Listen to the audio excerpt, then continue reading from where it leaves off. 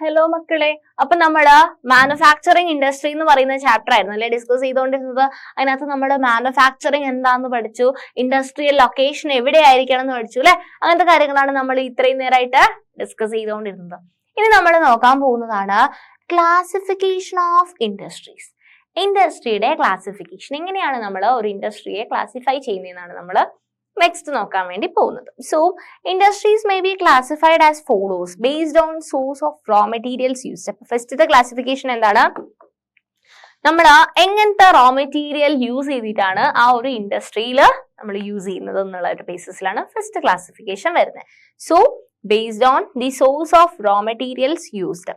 അപ്പം first one എന്ന് പറയുന്നത് അഗ്രോ ബേസ്ഡ് ആണ്. That means cotton, woollen, jute, silk textile, rubber and sugar, tea, coffee, edible oil, ഇതൊക്കെ agro based ആയിട്ടുള്ള industry ആണ് അല്ലെ. അഗ്രോ ബേസ്ഡ് ആയിട്ടുള്ള ഇൻഡസ്ട്രിയിൽ ഏതൊക്കെയാ വരുന്നത്, cotton, woollen, jute, silk textile, rubber and sugar, tea, coffee, edible oil അല്ലെ. ഇനി മിനറൽ ബേസ്ഡ് ആയിട്ടുള്ളത് അയേണും സ്റ്റീലും അല്ലെ. മിനറൽസിന്റെ ബേസ്ഡ് ആയിട്ടുള്ള ഇൻഡസ്ട്രി സ്റ്റീൽ ആൻഡ് അയേൺ, പിന്നെ സിമെന്റ് ഉണ്ട്, അലൂമിനിയം ഉണ്ട്, പെട്രോ കെമിക്കൽസ്, മെഷീൻ ടൂൾസ്, ഇതൊക്കെ മിനറൽ ബേസ്ഡ് ആയിട്ടുള്ള ഇൻഡസ്ട്രി ആണ്. ആൻഡ് അത് നമ്മൾ യൂസ് ചെയ്തിട്ടുള്ള റോ മെറ്റീരിയലിന്റെ ബേസിസിലുള്ള ക്ലാസിഫിക്കേഷൻ ആണ് നമ്മൾ ഇപ്പൊ പറഞ്ഞത്. ഇനി അടുത്ത ക്ലാസിഫിക്കേഷൻ എന്ന് പറഞ്ഞാൽ according to their main role.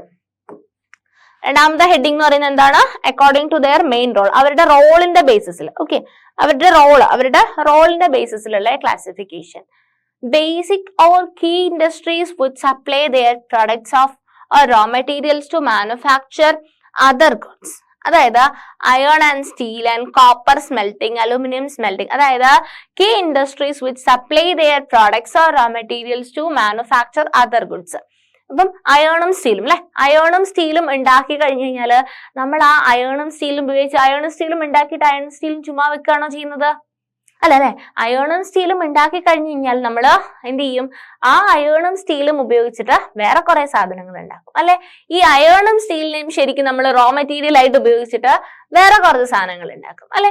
അങ്ങനത്തെയാണ് എന്ത് പറയുന്നത്, ഒരു ടൈപ്പ് ക്ലാസിഫിക്കേഷൻ. അപ്പം അതിന്റെ റോള് വെച്ചിട്ടാണ് key industries which supply their products or raw materials to manufacture other goods. Okay, ഇനി കൺസ്യൂമർ ഇൻഡസ്ട്രീസ് ഉണ്ട്.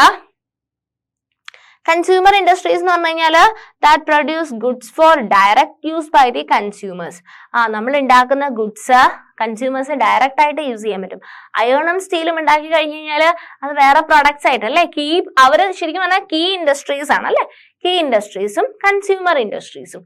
കൺസ്യൂമർ ഇൻഡസ്ട്രീസ് എന്ന് പറഞ്ഞു കഴിഞ്ഞാൽ produce goods for direct use by the consumers. കൺസ്യൂമേഴ്സിന് ഡയറക്റ്റ് ആയിട്ട് യൂസ് ചെയ്യാൻ പറ്റുന്ന അങ്ങനത്തെ പ്രോഡക്ട്സ്, അതായത് sugar, toothpaste, paper, sewing machine, ഇതൊക്കെ ഉണ്ടാക്കി കഴിഞ്ഞു കഴിഞ്ഞാൽ നമ്മൾ ഷുഗർ ഉണ്ടാക്കി കഴിഞ്ഞു കഴിഞ്ഞാൽ ഷുഗർ കെയിന് ഷുഗർ ആക്കി കൊണ്ടുവന്നു കഴിഞ്ഞാൽ നമുക്ക് ഷുഗർ ഡയറക്റ്റ് ആയിട്ട് ഉപയോഗിക്കാം അല്ലെ. സോ അങ്ങനത്തെ ഇൻഡസ്ട്രീസ് ആണ് that is consumer industries. Okay, ഇനി മൂന്നാമത്തെ ഒരു ക്ലാസിഫിക്കേഷൻ ആണ്. ഫസ്റ്റ് നമ്മൾ എന്തായിരുന്നു ക്ലാസിഫിക്കേഷൻ, ബേസ്ഡ് ഓൺ എന്തിന്റെ ബേസിസിലുള്ള ക്ലാസിഫിക്കേഷനാ, source of raw material used. അത് agro based and mineral based ഉണ്ടായിരുന്നു. According to their main role key ഇൻഡസ്ട്രീസും കൺസ്യൂമർ ഇൻഡസ്ട്രീസും ഉണ്ടായിരുന്നു. Based on capital investment, a small scale industry is defined with reference to the maximum investment allowed on the assets of a unit. അപ്പം small scale industry അല്ലെ, ചെറുതായിട്ടുള്ള കാര്യങ്ങൾ, small scale production നടത്തുന്നത്. This limit has changed over a period of time. At present, the maximum investment allowed is ₹1 crore. അപ്പം small scale ആണെന്നുണ്ടെങ്കിൽ എത്ര maximum ചെയ്യാൻ പറ്റുന്ന ഇൻവെസ്റ്റ്മെന്റ് എന്ന് പറയുന്നത് 1 crore. 1 crore താഴെയുള്ള ഇൻവെസ്റ്റ്മെന്റ് വെച്ചിട്ടുള്ളത്. ഓക്കെ, ഇനി ബേസ്ഡ് ഓൺ ഓണർഷിപ്പ്. ഓണർഷിപ്പിൽ ഉടമസ്ഥാവകാശം ആരുടെ കയ്യിലാണ് ഇൻഡസ്ട്രി ഉള്ളതിന്റെ ബേസിസിൽ, ബേസ്ഡ് ഓൺ ഓണർഷിപ്പ്. അതാണ് നാലാമത്തെ ക്ലാസിഫിക്കേഷൻ, ബേസ്ഡ് ഓൺ ഓണർഷിപ്പ്. അതായത് പബ്ലിക് സെക്ടർ ഉണ്ട്, public sector own and operated by government agencies. Public sector എന്ന് പറഞ്ഞു കഴിഞ്ഞാൽ ആരാണിത് ഓൺ ചെയ്യുന്നത്, ഗവൺമെന്റ് ആണ് അല്ലെ. നമ്മുടെ ഗവൺമെന്റ് ഓൺ ചെയ്യുന്ന ഇൻഡസ്ട്രീനെയാണ് എന്ത് പറയാ, പബ്ലിക് സെക്ടർ എന്ന് പറയുന്നത് അല്ലെ. ഗവൺമെന്റ് ആയിട്ട് അല്ലെ, പൊതുജനങ്ങൾക്ക് വേണ്ടിയിട്ട് ഗവൺമെന്റ് അധീനതയിലുള്ള ഇൻഡസ്ട്രീസ്. BHEL, SAIL, SAIL സ്റ്റീലിന്റെ ആണ് കേട്ടോ. സോ അങ്ങനത്തെ സെക്ടർ ആണ് പബ്ലിക് സെക്ടർ. ഇനി പ്രൈവറ്റ് സെക്ടർ ഉണ്ട്,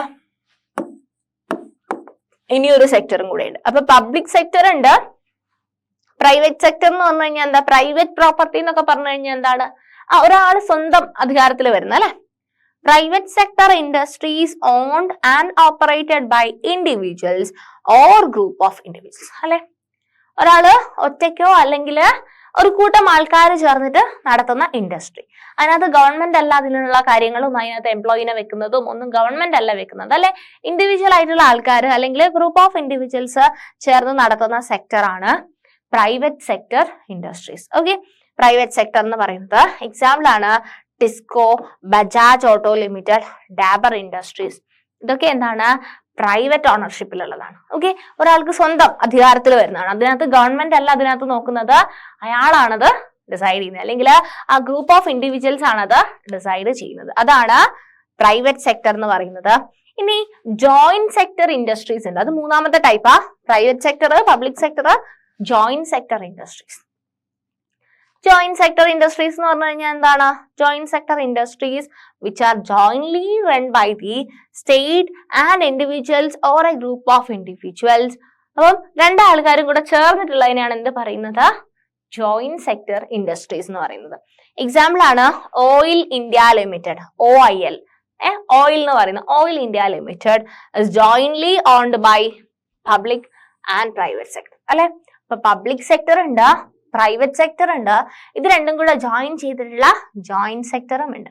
അപ്പോൾ അതിന്റെ ഒരു എക്സാമ്പിൾ ജോയിന്റ് സെക്ടറിന്റെ ഇതിന്റെ എക്സാമ്പിൾ മസ്റ്റ് ആയിട്ടും പഠിച്ചു വെക്കണേ. പബ്ലിക് സെക്ടറിൽ സെയിലൊക്കെ വരുന്നുണ്ട് അല്ലെ, BHEL സെയിൽ വരുന്നുണ്ട്. പ്രൈവറ്റ് സെക്ടറിൽ Tesco, Bajaj auto limited, Dabur industries വരുന്നുണ്ട്. ജോയിന്റ് സെക്ടർ ആകുന്ന സമയത്ത് ഓയിൽ അല്ലെ, ഓയിൽ ഇന്ത്യ ലിമിറ്റഡ്. അത് ഉദാഹരണം കറക്റ്റ് ആയിട്ട് പഠിച്ചു വെക്കണം. ഓക്കെ, കോപ്പറേറ്റീവ് ആ ഒരു ക്ലാസിഫിക്കേഷൻ വളരെ ഇമ്പോർട്ടന്റ് ആയിട്ടുള്ള ക്ലാസിഫിക്കേഷൻ ആണ്. And cooperative sector industries are owned and operated by the producers or supplies of raw materials, workers or both. Cooperative sector. Okay, they pool in the resources and share the profits or losses proportionately, such as the sugar industry in Maharashtra, കയർ industry in Kerala. അപ്പം ഇതിന്റെ profit ആണെങ്കിലും ലാഭമാണെങ്കിലും നഷ്ടമാണെങ്കിലും അവരെന്ത് ചെയ്യും? ഒരുമിച്ച് അവര് share ചെയ്തെടുത്തോളും. Example ആണ് ഈ പറഞ്ഞിട്ടുള്ളത് മഹാരാഷ്ട്രയിലുള്ള ഷുഗർ ഇൻഡസ്ട്രി, കേരളത്തിലുള്ള കയർ ഇൻഡസ്ട്രി. ഓക്കെ, ഇനി അഞ്ചാമത്തെ ക്ലാസിഫിക്കേഷൻ ആണ് based on the bulk and weight of raw material and finished goods. Okay, weight in the basis ulla classification based on the bulk and weight of raw materials, based on bulk and weight of raw material and finished goods. Heavy industries such as iron and steel ഉണ്ട്, light industries ഉണ്ട്. അപ്പം ഇതിന്റെ വെയിറ്റിന്റെ അടിസ്ഥാനത്തിൽ അല്ലെ, ഭാരത്തിന്റെ അടിസ്ഥാനത്തിൽ ഉള്ള classification, raw മെറ്റീരിയലിന്റെയോ അല്ലെങ്കിൽ finish ചെയ്തിട്ടുള്ള ഗുഡ്സിന്റെയോ ഫിനിഷ്ഡ് ഗുഡ്സിന്റെയോ റോ മെറ്റീരിയലിന്റെയോ ഭാരത്തിന്റെ ബേസിസിലുള്ള ക്ലാസിഫിക്കേഷൻ ആണ്. Heavy industries such as iron and സ്റ്റീലും ഉണ്ട്, light industries that use light raw materials and produce light goods such as electrical industries അല്ലെ. നല്ല വെയിറ്റ് ഉള്ള പ്രോഡക്ട്സ് ഉണ്ടാക്കുന്ന ഇൻഡസ്ട്രീസും ഉണ്ട്, നല്ല ലൈറ്റ് ആയിട്ടുള്ള ഇലക്ട്രിക്കൽ ഇൻഡസ്ട്രീസ് ഒക്കെ ലൈറ്റ് ഇൻഡസ്ട്രീന്റെ എക്സാമ്പിൾ ആണ്. That use light raw materials and produce light goods such as electrical industries.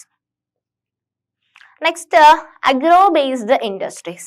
Agro based industries എന്ന് പറഞ്ഞു കഴിഞ്ഞാൽ cotton, jute, silk, woollen, textile, sugar and edible oil etcetera industries are based on agricultural raw materials. Okay, textile industry എന്ന് പറഞ്ഞു കഴിഞ്ഞാൽ the textile industry occupy unique position in the Indian economy because it contribute സിഗ്നിഫിക്കൻറ്റ്ലി to industrial production 14%. Textile industry എന്ന് പറയുന്നത് ഇന്ത്യയിലെ വലിയൊരു ഇൻഡസ്ട്രിയാണ് അല്ലെ. Dress ഇല്ലാതെ ആർക്കും ജീവിക്കാൻ പറ്റില്ല. അപ്പൊ ഡ്രസ്സിന്റെ ഒരു ഇൻഡസ്ട്രി എന്ന് പറയുന്നത്, ടെക്സ്റ്റൈൽ ഇൻഡസ്ട്രി എന്ന് പറയുന്നത് വലിയൊരു ഇൻഡസ്ട്രിയാണ്. എംപ്ലോയ്മെന്റ് ജനറേഷൻ, അതുകൊണ്ട് തന്നെ വലിയൊരു ഇൻഡസ്ട്രി ആയതുകൊണ്ട് തന്നെ അവിടെ ഒരുപാട് ആൾക്കാർക്ക് എന്ത് കൊടുക്കും? തൊഴിൽ കൊടുക്കും. അപ്പം എംപ്ലോയ്മെന്റ് ജനറേഷൻ ഉണ്ട്. 35 million persons എന്ന് പറഞ്ഞു കഴിഞ്ഞാൽ 350 ലക്ഷം അല്ലെ. 350 ലക്ഷം ആൾക്കാർക്ക് directly the second largest after agriculture. അപ്പം അഗ്രികൾച്ചർ കഴിച്ചു കഴിഞ്ഞാൽ ഏറ്റവും കൂടുതൽ എംപ്ലോയ്മെന്റ് കൊടുക്കുന്ന അല്ലെ തൊഴിൽ കൊടുക്കുന്ന ഒരു ഫീൽഡ് എന്ന് പറയുന്നതാണ് ടെക്സ്റ്റൈൽ ഇൻഡസ്ട്രി എന്ന് പറയുന്നത് അല്ലെ. 350 ലക്ഷം ആൾക്കാരാണ് അത് ഡിപ്പെൻഡ് ചെയ്തിട്ടുള്ളത്. Direct and foreign exchange earnings 24.6% foreign എക്സ്ചേഞ്ചിൽ വരുന്നത് ഈ ടെക്സ്റ്റൈൽ ഇൻഡസ്ട്രിയാണ്. അപ്പം agro based industry, textile industry ആണ് എന്തെന്ന് പറയുന്നത് occupies unique position in the Indian economy because it contributes significantly to industrial production, employment generation and foreign exchange earnings. അപ്പോൾ ഈ 3 പോയിന്റ് നിങ്ങൾ ഓർത്തു വെക്കണം. എന്തൊക്കെയാണ്?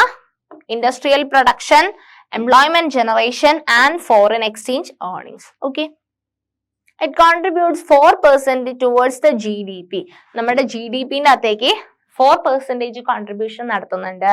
It is the only industry in the country which is self-reliant and complete in the value chain. That is, from raw material to the highest value added products ആയിട്ട് മാറുന്ന only industry in the country എന്ന് പറയുന്നത് ഈ ഒരു കൺട്രിയാണ്. അപ്പൊ നിങ്ങൾ value addition in the textile industry എങ്ങനെയാന്ന് നോക്കിയേ മക്കളെ. ഫൈബർ പ്രൊഡക്ഷൻ ഉണ്ട്. ഫൈബർ പ്രൊഡക്ഷൻ റോ ഫൈബറും ഫൈബർ പ്രൊഡക്ഷനും സ്പിന്നിങ് ചെയ്യും, യാണ്, weaving, knitting, dyeing and finishing, garments ആയിട്ട് ഗാർമെന്റ് മാനുഫാക്ചർ, ഇത്രയും സ്റ്റേജസിലൂടെയാണ് അത് നടക്കുന്നത്. അതാണ് value addition in the textile industry. And cotton ടെക്സ്റ്റൈൽസിനെ പറ്റിയിട്ടാണ് നെക്സ്റ്റ് പഠിക്കാനുള്ളത്. നിങ്ങൾ ടെക്സ്റ്റ് ബുക്കിനകത്തുള്ള ഡയഗ്രാംസ് ഒക്കെ ജസ്റ്റ് നോക്കി പോണേ മക്കളെ. ഓക്കെ, ഇനി കോട്ടൺ ടെക്സ്റ്റൈൽസ് എന്ന് പറയുന്നത് in ancient India cotton textiles were produced with hand spinning and handloom weaving techniques.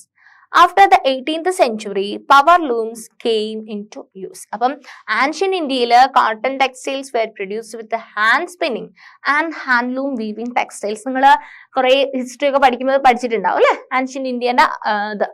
And after the 18th century, power looms came into use. 18th സെഞ്ചുറിയിൽ power looms വന്നു. Traditional industry suffered a setback during the colonial period because they could not compete with the mill-made cloth from England. അല്ലെ, നമ്മുടെ traditional മെത്തേഡില് സാധനങ്ങൾ ഉണ്ടാക്കി ഇവിടെ sale നടത്തി ജീവിച്ചിരുന്ന ആൾക്കാരായിരുന്നു. പക്ഷെ ഇംഗ്ലണ്ടിൽ നിന്നും എന്ത് ചെയ്തു, മെഷീൻ മെയ്ഡ് ആയിട്ടുള്ള ഗുഡ്സ് വന്നതിന് ശേഷം ആൾക്കാർക്ക് പിടിച്ചു നിർത്താൻ വേണ്ടി പറ്റില്ല അല്ലെ. ഒരു മെഷീൻ എന്ന് പറയുമ്പോൾ ഒരു സെക്കൻഡിൽ ചിലപ്പോൾ 1000 എണ്ണം ഉണ്ടാക്കാൻ പറ്റുന്നുണ്ടാവും. പക്ഷെ നമ്മള് ഹാൻഡ് മെയ്ഡ് ആകുന്ന സമയത്ത് ദിവസം 3-4 ദിവസം എടുത്താലായിരിക്കും ഒരെണ്ണം ഉണ്ടാക്കാൻ വേണ്ടി പറ്റുന്നത്. സോ അതുകൊണ്ട് അവർക്ക് കോമ്പീറ്റ് ചെയ്ത് പിടിച്ചു നിർത്താൻ വേണ്ടിയിട്ട് പറ്റിയില്ല. On 30 November 2011 there were 1946 cotton and human made fiber textile mill in the country. About 80% of these are in the private sector and the rest in the public and cooperative sectors. അപ്പം 80% private സെക്ടറിലുള്ളതായിരുന്നു, ബാക്കിയുള്ള 20% public ഗവൺമെന്റിന്റെ ഇതിൽ വരുന്നതും ബാക്കി cooperative സെക്ടേഴ്സും.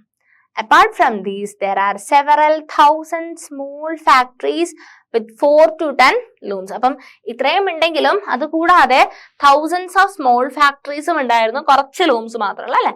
4 to 10 ലൂംസുള്ള ചെറിയ കുഞ്ഞി small ഇൻഡസ്ട്രീസും ഉണ്ടായിരുന്നു. In the early years, the cotton textile industry was concentrated in the cotton growing belt of Maharashtra and Gujarat. Availability of raw cotton, market, transport, including accessible port facilities, labor, moist climate, etc. contributed towards this localization.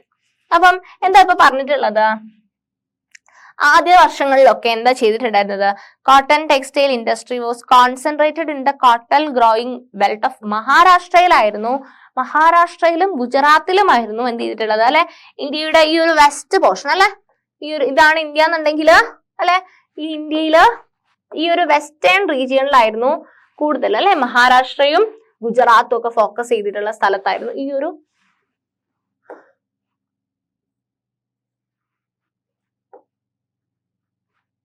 Almost ഈ ഒരു shape അല്ലെ. അപ്പൊ ഇതിനകത്ത് ഇവിടെയാണ് ഗുജറാത്ത് വരുന്നത്. ഈ ഗുജറാത്തും ഈ ഒരു മഹാരാഷ്ട്രയുടെ ഏരിയയിലുമായിരുന്നു എന്ത് ചെയ്തിട്ടുണ്ടായിരുന്നത്, കൂടുതലായിട്ടും കോട്ടൺ ടെക്സ്റ്റൈൽ ഇൻഡസ്ട്രി കോൺസെൻട്രേറ്റ് ചെയ്തിട്ടുണ്ടായിരുന്നത്. അവൈലബിലിറ്റി ഓഫ് എന്തൊക്കെ റീസൺ കൊണ്ടാണ് ആ ഒരു ഏരിയ മാത്രം ഫോക്കസ് ചെയ്യാനുള്ള റീസൺ എന്താണ്? അവൈലബിലിറ്റി ഓഫ് റോ കോട്ടൺ, നല്ല market, transport including accessible port facilities ഒക്കെ അവിടെയാണുള്ളത്, ലേബർ ഉണ്ടായിരുന്നു, മോയിസ്റ്റ് ക്ലൈമറ്റ് ഉണ്ടായിരുന്നു. അപ്പം ഇത്രയും കാര്യങ്ങൾ കൊണ്ട് അല്ലെ നമ്മൾ പറഞ്ഞു അല്ലെ ഇൻഡസ്ട്രിയൽ ലോക്കലൈസേഷന് വേണ്ടിയിട്ട് ഏറ്റവും പ്രിഫർ ചെയ്യുന്ന കാര്യങ്ങൾ അല്ലെ, നല്ല മാർക്കറ്റ് ഉണ്ടാവണം, നല്ല റോ മെറ്റീരിയൽ അവൈലബിൾ ആയിരിക്കണം, അങ്ങനെ ഒരുപാട് ക്രൈറ്റീരിയസ് ഉണ്ട്. അതൊക്കെ സാറ്റിസ്ഫൈ ചെയ്യുന്ന ഒരു റീജിയൺ ആയിരുന്നു മഹാരാഷ്ട്രയും ഗുജറാത്തും. അതുകൊണ്ട് തന്നെ അവിടെ സ്റ്റാർട്ട് ചെയ്തു.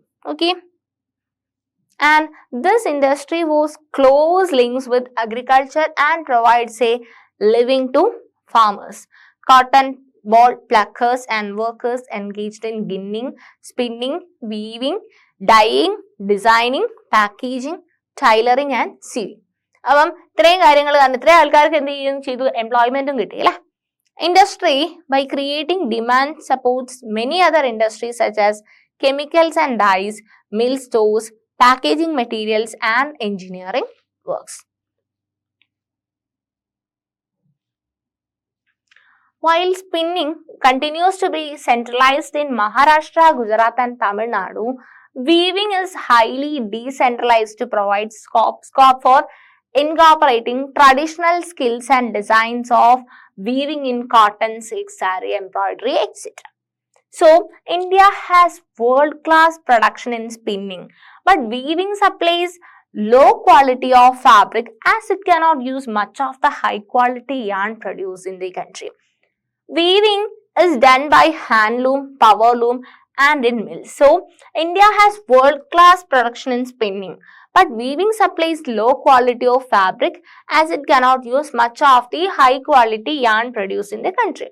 ഇന്ത്യക്ക് എന്തുണ്ടായിരുന്നു? സ്പിന്നിങ്ങില് വേൾഡ് ക്ലാസ് പ്രൊഡക്ഷൻ ഉണ്ടായിരുന്നു, ബട്ട് വീവിംഗ് എന്ന് പറയുന്നത് ലോ ക്വാളിറ്റി ഫാബ്രിക് ആയിരുന്നു. And it cannot use much of the high quality ആണ് ഉപയോഗിക്കാൻ കഴിയാത്തത് കാരണം വീവിംഗ് അങ്ങനെയായിരുന്നു.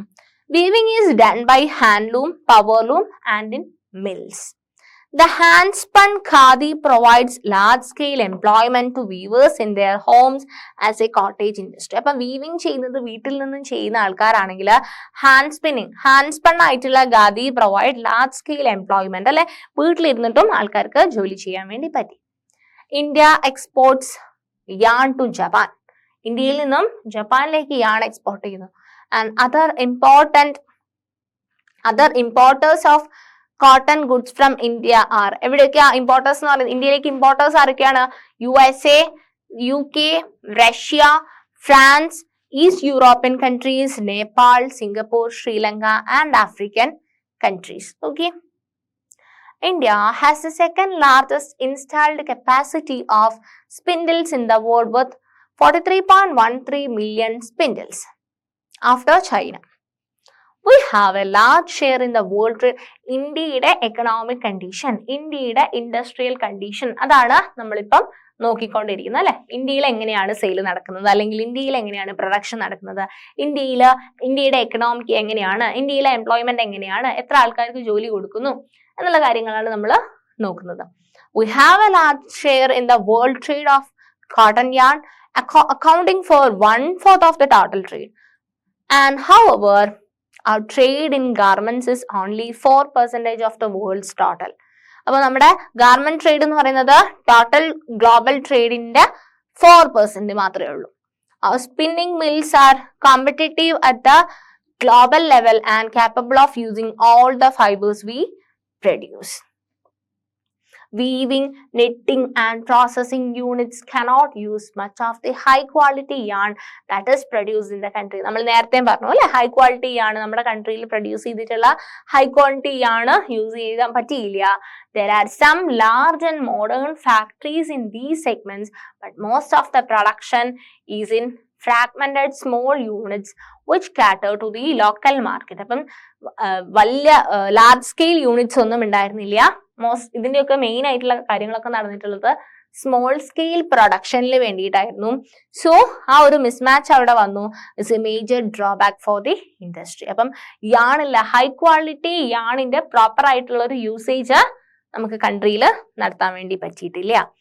As A result, Many of our spinners export cotton yarn, while apparel or garment manufacturers have to import fabric. അപ്പം എക്സ്പോർട്ടും ചെയ്തു, ഇമ്പോർട്ടിന്റെ കാര്യവും പറഞ്ഞു. Why is it important for us to improve our weaving sector instead of exporting yarn in large quantities? Improve our weaving section instead of exporting yarn. അല്ലെ, നമ്മൾ export ചെയ്യുന്നുണ്ട് yarn വലിയ ക്വാണ്ടിറ്റീസിൽ, പക്ഷെ നമുക്ക് എന്താണ് ഇവിടെ അത് പ്രോപ്പർ ആയിട്ട് യൂസ് ചെയ്യാൻ വേണ്ടിയിട്ട് പറ്റുന്നില്ല. Although we have made significant increase in the production of good quality long staple cotton, the need to import is still felt. അല്ലെ, നമ്മൾ നല്ല കോട്ടൺ പ്രൊഡക്ഷൻ ഉണ്ടെങ്കിലും ഇമ്പോർട്ട് ചെയ്യുന്നുണ്ട്. Power supply is erratic and machinery needs to be upgraded in the weaving. നമ്മൾ മെഷീനൊക്കെ എന്ത് ചെയ്യണം, upgrade ചെയ്യണം. And processing sectors in particular. Other problems are the low output of labor and stiff competition with the synthetic fiber industry. നമ്മൾ synthetic fibre industry അല്ലെ ഉണ്ടാക്കുന്ന അല്ലെ, synthetic ആയിട്ട് ഉണ്ടാക്കുന്ന ഫൈബർ ഇൻഡസ്ട്രി ആയിട്ട് നമ്മൾ എന്ത് ചെയ്യണം, ഇത് വെച്ചിട്ട് കോമ്പീറ്റ് ചെയ്യണം. ഇതൊക്കെ ഭയങ്കര ഗ്ലോബൽ മാർക്കറ്റിംഗ് അല്ലെ, മൊത്തം ലോകത്തിന്റെ ഒരു ആഗോള കമ്പോളത്തിലേക്ക് വരുമ്പോൾ, ഗ്ലോബൽ മാർക്കറ്റിംഗിലേക്ക് വരുന്ന സമയത്ത് എന്താണ്, നമുക്ക് കോമ്പീറ്റ് ചെയ്ത് നിൽക്കാൻ പറ്റണം അല്ലെ. വേറെ കൺട്രീസ് ഉണ്ടാക്കുന്ന പ്രോഡക്ട്സിനേക്കാളും നല്ലതാണ് മെയ്ഡ് ഇൻ ഇന്ത്യ അല്ലെ, ഇന്ത്യ മെയ്ഡ് ചെയ്തിട്ടുള്ള പ്രോഡക്ട്സ് നല്ലതാണ്, അത് നല്ലതാണെന്ന് കാണിച്ചു വേണം നമ്മൾ മാർക്കറ്റിംഗ് ചെയ്താൽ മാത്രമേ നമുക്ക് എന്ത് ചെയ്യാൻ പറ്റുള്ളൂ, നമ്മുടെ എക്കണോമിയിൽ ഗ്രോത്ത് ഉണ്ടാവുള്ളൂ. ഓക്കെ, സോ ഇത്രയും കാര്യങ്ങളാണ് നമുക്ക് ഈ ഒരു സെഷനിൽ ഡിസ്കസ് ചെയ്യാനുള്ളത്. ഇതിനകത്ത് നമ്മൾ മെയിൻ ആയിട്ട് എന്തായിരുന്നു മക്കളെ പഠിച്ചത്, ക്ലാസിഫിക്കേഷൻ അല്ലെ.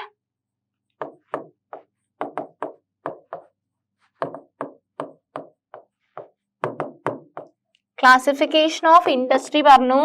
അതുപോലെ തന്നെ നമ്മൾ ബാക്കി ഇന്ത്യൻ എക്കണോമി എങ്ങനെയാണ് എന്നൊക്കെ പറഞ്ഞു അല്ലെ. ഇന്ത്യയിൽ എങ്ങനെയാണ് ഓരോ ടെക്സ്റ്റൈൽ ആണെങ്കിലോ അല്ലെ, ഓരോ ഇൻഡസ്ട്രി എങ്ങനെയാണ്, നമ്മുടെ എത്രയാണ് GDP കോൺട്രിബ്യൂട്ട് ചെയ്യുന്നത്, നമ്മുടെ മാർക്കറ്റിംഗ് എങ്ങനെയാണ്, ഓൾ ഇന്ത്യ അല്ലെങ്കിൽ ഗ്ലോബൽ ലെവലിൽ നമ്മുടെ മാർക്കറ്റിംഗ് എങ്ങനെയാണ്, ഇങ്ങനത്തെ കാര്യങ്ങളാണ് നമ്മൾ ഈ ഒരു സെഷനിൽ ഡിസ്കസ് ചെയ്തത്.